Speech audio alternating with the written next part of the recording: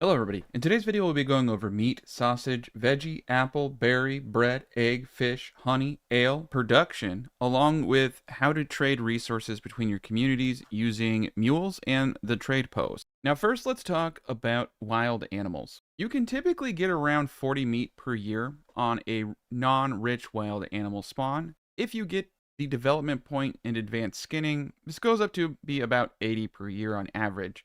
This can be a little hit or miss. I usually do half the population when setting a reserve for wild animals per herd, and this has been my general experience. Now, when you have a rich wild animal deposit, this gets way crazier because you can incorporate a manor policy. So you'll need to build your manor and enact the hunting ground policy. This will give you a 50% reduction in your crops, but a double breed rate. Again, I do about a reserve of 20 on something like this. A rich hunting ground typically will yield you about 100 meat per year. With the wild hunting ground policy, I'm seeing anywhere between 220 and 240. And with the policy and advanced skinning, I've gotten as high as around 400 and potentially even 450. Some of this will be based upon how many hunting camps you have, the logistics of that. I've found 4 hunting camps with about 5 workers between them. Keeps you at a point where you're not over hunting and the breed rates are really high. Once I put that 6 worker in, I start to hunt it down to 20. So when you have the breed rate policy, it's a really powerful combination. Now, trapping, I'm seeing anywhere potentially, like, it looks like 5 to 10 per year per camp with trapping. It's really low, and honestly, the only reason to take trapping is to get advanced skinning. Let's also talk about backyard extensions. You can see in this example, I am using pigs. Now, you really have to have advanced skinning to make pigs incredibly useful. They yield every 150 days, and what this means is that you basically have 2 yields a year, and on the 6th year, you'll have a 3rd yield. But since that's not really reliable, I just go off of the 2 yields per year.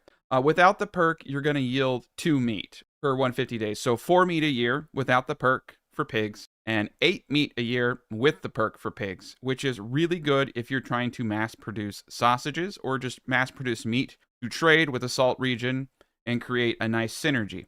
Goats will give you 1 meat, 1 hide every 150 days. With that perk, that shoots up to 4 meat basically per year and 2 hides. And you can see in this example, I am using a pack station in the advanced tab. So I choose a barter partner. I am choosing the mine down here for salt. I'm sending them meat and I'm picking up salt. So a mule can carry 20 goods per trip. So this is really important. You can see the barter value here is 1 for 1. So that means for every 20 meat, I'm getting 20 salt. Now, if I were doing something else like this, I would have a barter value of 0.7. So you can see for here, if the barter value is 2x, you get 2 firewood for every iron. In this example, they are exchanging iron for firewood, and it's basing it upon its monetary value. So per every 1 meat, we're getting 0.7 iron ore essentially here. If I were to move this to something like shoes, basically per every 5 meat, I'm getting 1 shoe. We are doing this for salt. Since we are producing a godly amount of meat and we're making sausages from it, which sell for 6 a pop. So I'm also trading the sausages at each location, which is generating significant revenue for everybody involved. Now, you don't have to have a pack station at the receiving location. You just need 1 pack station. It handles the pickup and the delivery. Now, you want to place your pack stations close to where that good is stored. My granary is right here, where I'm picking up the meat. The donkey and the individual will go gather the goods to be traded, and then they will come and they will drop the goods off in the nearest location. You can see I put a granary here. They were putting it in my trading post pantry because it was the closest building they could put things in. So make sure you have a drop-off point for these things because goods in a pantry spoil significantly fast. And then after they drop the goods off, they will go, and if there's salt in a mine, they'll pick it up. Or they'll go to the storehouse and they'll pick up the salt. So that is how you can exchange goods. Now, in my upper region here, where I'm producing grain, I am exchanging a lot of things. I am exchanging bread for salt, and I'm exchanging alcohol for salt. And that is to supply this region with another food source, which I'm producing like 2,000 bread a year up there, and to provide them with alcohol so that they don't have to do that and they can sit and specialize in their region. Especially useful here because this policy makes the farmland here basically barren.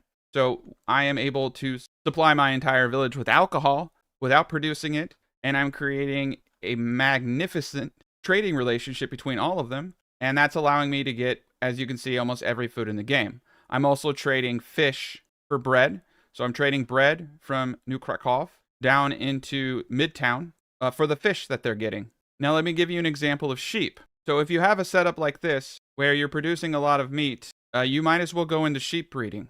Now, sheep breeding is really easy. You just need to get up a sheep farm, pick the sheep breeding perk, get yourself a livestock trader, and set a minimum desired surplus of 3 sheep. Now, sheep and lambs both yield 2 meat when slaughtered in a butcher. I have my butcher workshop literally right next to the pasture. Now, since they yield the same amount, I set my meat production to reserve 30 sheep and kill everything else. You only need 30 sheep to get 2 lambs every 11 days, which is the cap. So 30 sheep without the advanced skinning perk will produce 66 hides and 132 meat annually. With the advanced skinning perk, they will produce 66 hides and 264 meat annually.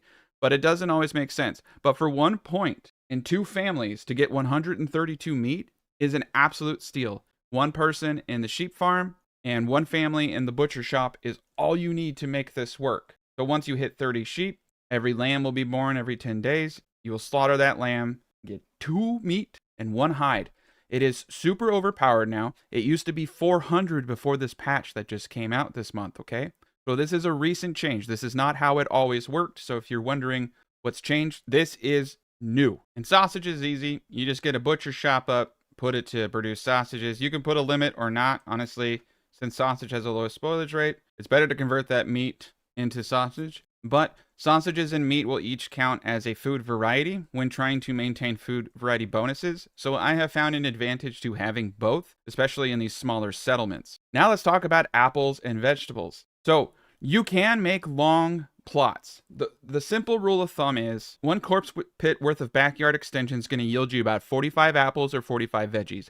They made them very close together. They used to go either other way. It's pretty spot on. Sometimes you can get a little bit more or less, and that's really going to depend upon how well you do sectioning these areas off. So this area right here is about 1 Morgan. I'm going to link designs for this. This is the Marlin Brondo. There's also the Brondo design I have and the Flexo design that I have. So you can make really dialed in burgage plots. This is 1 Morgan. And you can see they walk out and now they go to an offset collection point.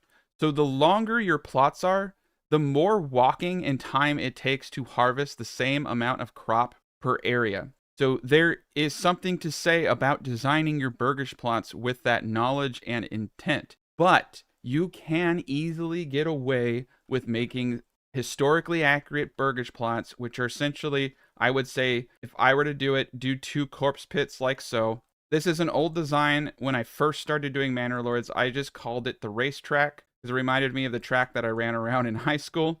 Something like this is very simple.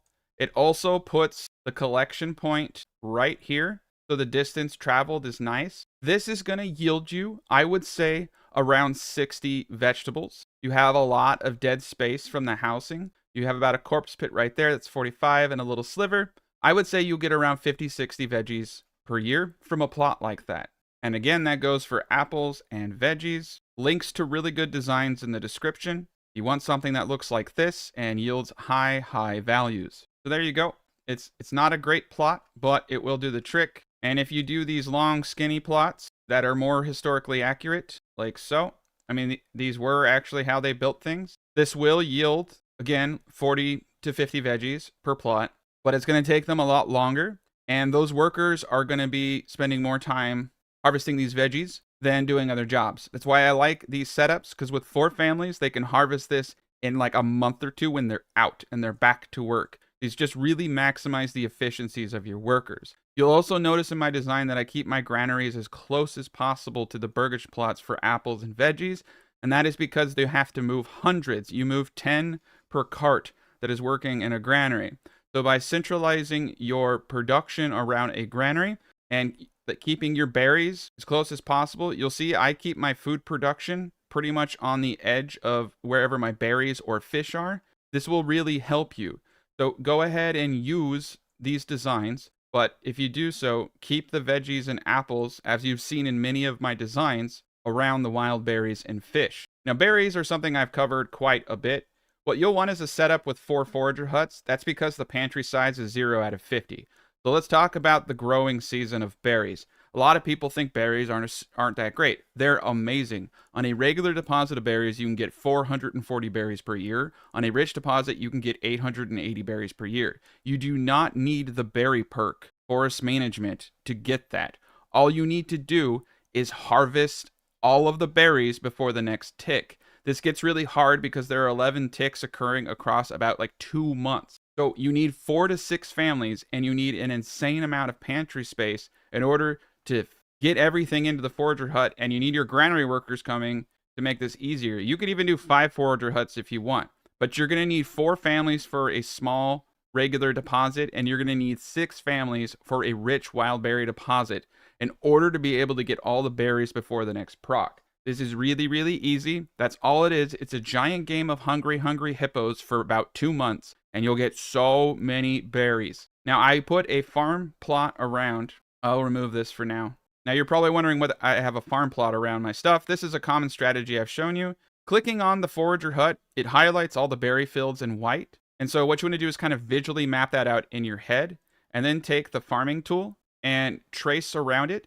This will keep you from making mistakes like putting buildings on the berry bushes, permanently destroy them. It will also protect them from woodcutters and logging. If any of the trees around it are removed, it can get accidentally cut down sometimes, and that impacts your max wild berries. So this will protect it from those errors. Berries are really simple. That's literally it, how to get the most berries. All right, so now let's talk about farming. There are 2 methods for farming. There's strip farming using the heavy plow and oxen, and then there's just big old fields.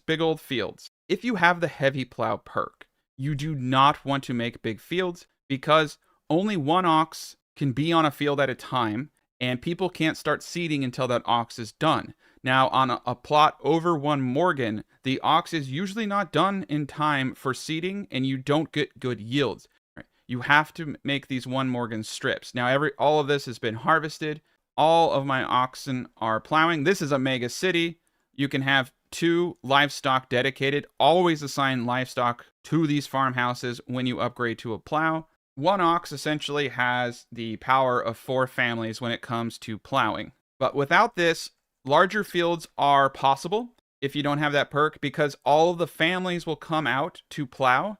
And so you can get away with more relaxed fields, because it is quite a pain setting crop rotations on all of these gents. So you'll notice that on a rich land, I am alternating rye and barley. This works wonderfully with 1 year for fallow, all of these alternating. So 1 barley makes 1 malt, and 1 malt makes 2 ale. Consumption is easy. Every 3 months, the husband of the family will go get drunk at the tavern. So essentially, your total families divided by 3 is how much ale you need per month. Multiply that times 12, and you'll get your yearly consumption. You can also just take your total families times 4, and that will also get it to you. We need around 800 barley a year. I'm actually pulling in 1,000, so I'm just there, but it's going to get harder. Once you go to tier 2, that's when they start drinking the booze. It's when they get thirsty. And the base equation right now is for wheat and rye. They process into 1 grain. That 1 grain turns to 1 flour, and that 1 flour turns to 2 bread. Now, if you want to accelerate it, and I know you do, you go into bakeries, and it doubles the bread output per flour. So essentially, 1 grain to flour equals 4 bread. So that is how I have 1.2 thousand bread. I'm also trading hundreds of bread in this example for the resources I need. Mass producing bread as a trade commodity is fantastic with other settlements. Another important thing to note, if you do go into rye cultivation, is it will say 100% fertility. You notice my wheat is also 100%, so you're probably wondering, well, why would I even go into rye? This is not correct. The system doesn't allow for it to show greater yields than 100. This is actually more like 130 to 140% fertility. We're getting crazy yields off a lot of this. In a region like this that has terrible land, you can get about 40 barley per 1 Morgan on a yellow like this. So you can either trade with other cities for booze, Use the trade post to import barley and process your own malt and create your own alcohol. And you can offset that with a few 1 morgens of farmland to bring in as much barley as possible. This is a huge deal because barley costs 12 per unit to import. Eggs are incredibly useful for large settlements and small settlements if you have nothing else going on. Now, this is really, really straightforward. You get 1 egg per month per burgage plot, single or double, it does not matter. Every month of the year, without fail, that is literally it for eggs. And then my favorite, the tried and true honey. So honey is special. You're going to want a granary worker, no matter the setup, to move honey out of these apiaries. The tool tip is wrong. The way honey works is you're capped at 2 honey per day. Having more apiaries absolutely works. This has been tested, and it's the only way to hit that 2 per day. Essentially what they do is they generate these honeycombs. So this apiary had 2 honeycombs. It transitioned one into a honey. Once you have honey in the apiary, it can no longer generate additional honeycombs, and so you need people in a large granary. So if you're not getting the yields that you've seen in my prior videos, it's because your honey logistics needs some work. Build a granary. You can turn the market stall off if you feel like it. That's usually advised. 1 or 2 people is going to suffice. Cancel out all accepted goods but honey, and just have them focused on moving those honeys out of the apiaries so that you can get multi-honeycombs. This is going to help you yield insane amounts. You only need about 8 to 12 to hit between 200 and 250 honey per year. And it is an absurdly valuable thing because honey does not expire. It has no spoilage. You can see I have almost 900 honey. I have a lot of food in this village because I'm a hungry man, I guess. All right, so let's talk about fish. I have both a rich deposit of fish and a normal deposit of fish. Chilled Sloth has an amazing guide on fish and kind of goes over the logistics of fish. So there's only 11 fishing spots, and so you actually can't fish all the fish in a reasonable time. So there's a bit of min-maxing going on here. 3 months out of the year, March, April, and May, your fish population increases by 50% of the current fish population. Under that logic, you would want to multiply your total fish population times 0.67 and set that as the fish per pond reserve.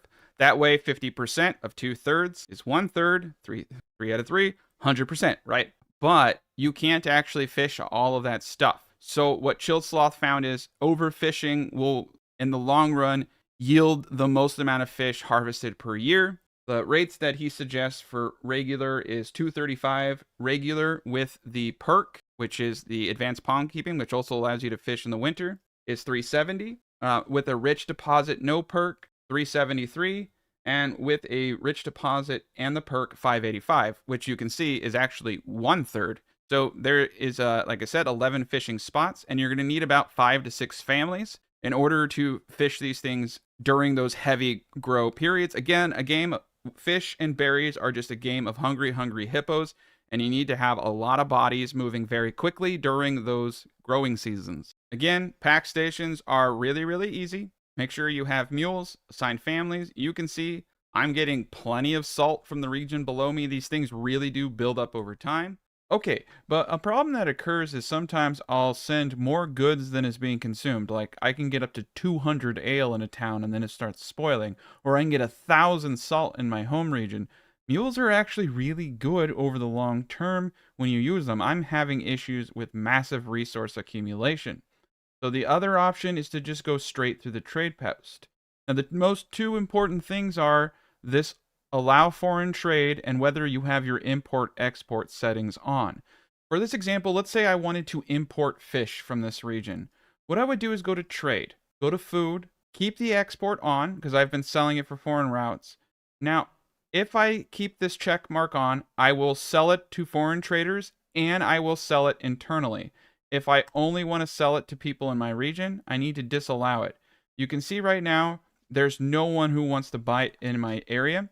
So what I need to do is come up to my main city that I want to import fish to, go to my trading post, click on the food, and click import. So you see now it says 3 to 13. That's 3 regional wealth to import it from my region, which is offering to provide it.